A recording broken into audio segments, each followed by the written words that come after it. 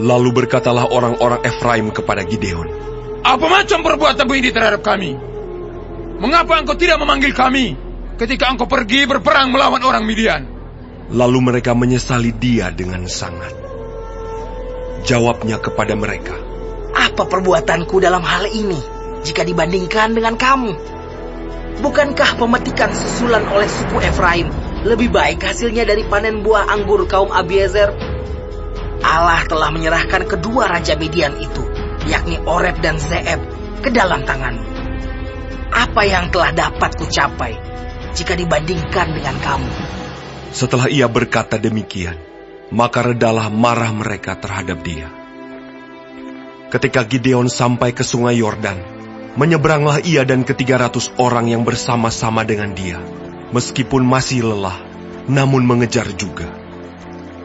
Dan berkatalah ia kepada orang-orang Sukot, "Tolong, berikan beberapa roti untuk rakyat yang mengikuti aku ini. Sebab mereka telah lelah, dan aku sedang mengejar Zebah dan Salmuna, raja-raja Midian."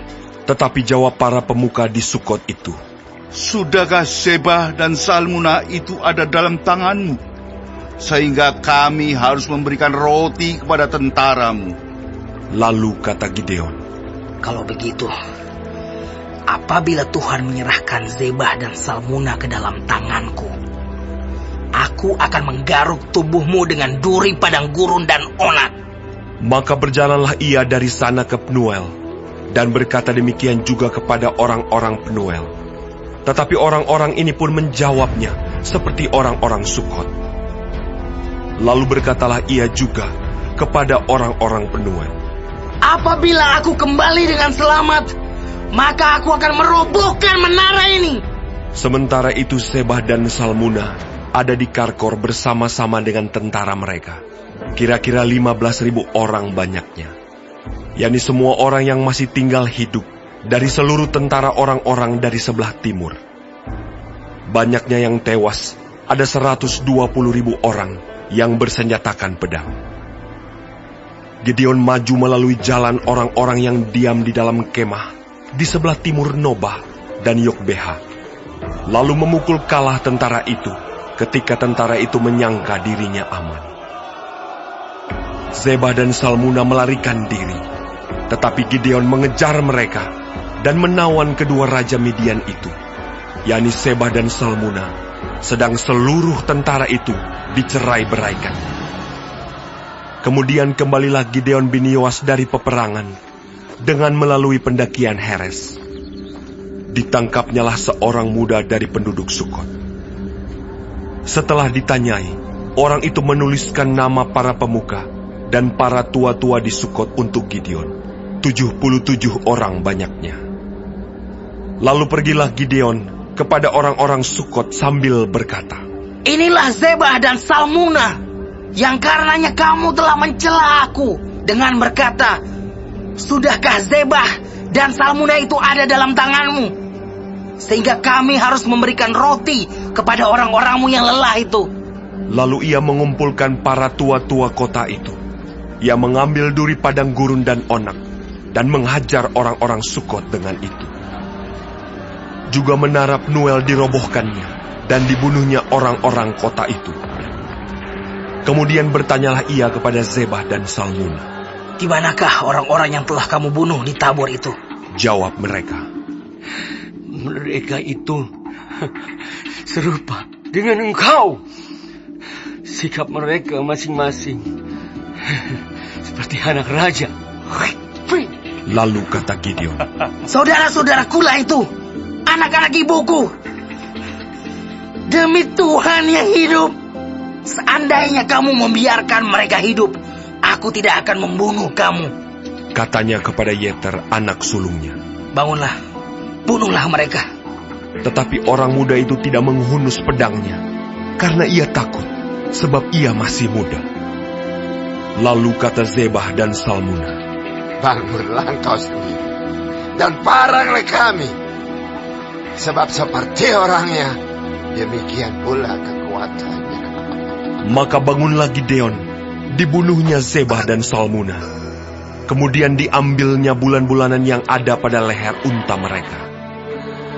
Kemudian berkatalah orang Israel kepada Gideon, biarlah engkau memerintah kami, baik engkau, baik anakmu, maupun cucumu, sebab engkaulah yang telah menyelamatkan kami dari tangan orang Midian. Jawab Gideon kepada mereka, Aku tidak akan memerintah kamu, dan juga anakku tidak akan memerintah kamu, tetapi Tuhan yang memerintah kamu. Selanjutnya kata Gideon kepada mereka, Satu hal saja yang kuminta kepadamu. Baiklah kamu masing-masing memberikan anting-anting dari jarahannya. karena musuh itu beranting-anting emas, sebab mereka orang Ismail. Jawab mereka, Kami mau memberikannya dengan suka hati. dan setelah dihamparkan sehelai kain, maka masing-masing melemparkan anting-anting dari jarahannya ke atas kain itu. Adapun berat anting-anting emas yang dimintanya itu, ada 1.700 sikal emas, belum terhitung bulan-bulanan, perhiasan telinga dan pakaian kain ungu muda yang dipakai oleh raja-raja Midian, dan belum terhitung kalung rantai yang ada pada leher unta mereka.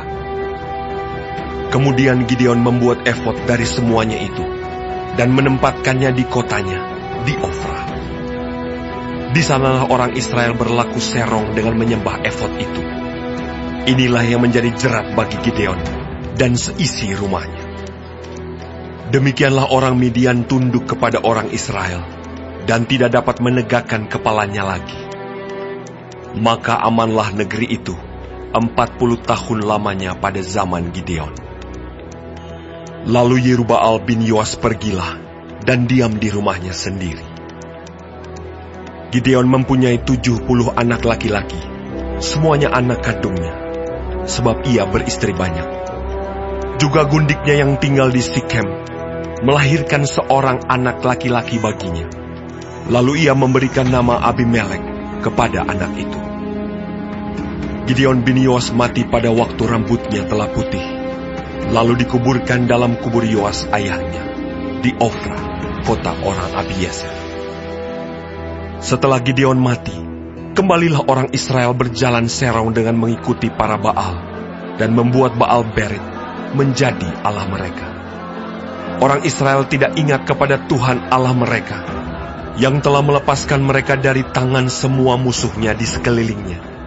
Juga tidak menunjukkan terima kasihnya kepada keturunan Yerubbaal Gideon, seimbang dengan segala yang baik yang telah dilakukannya kepada orang Israel.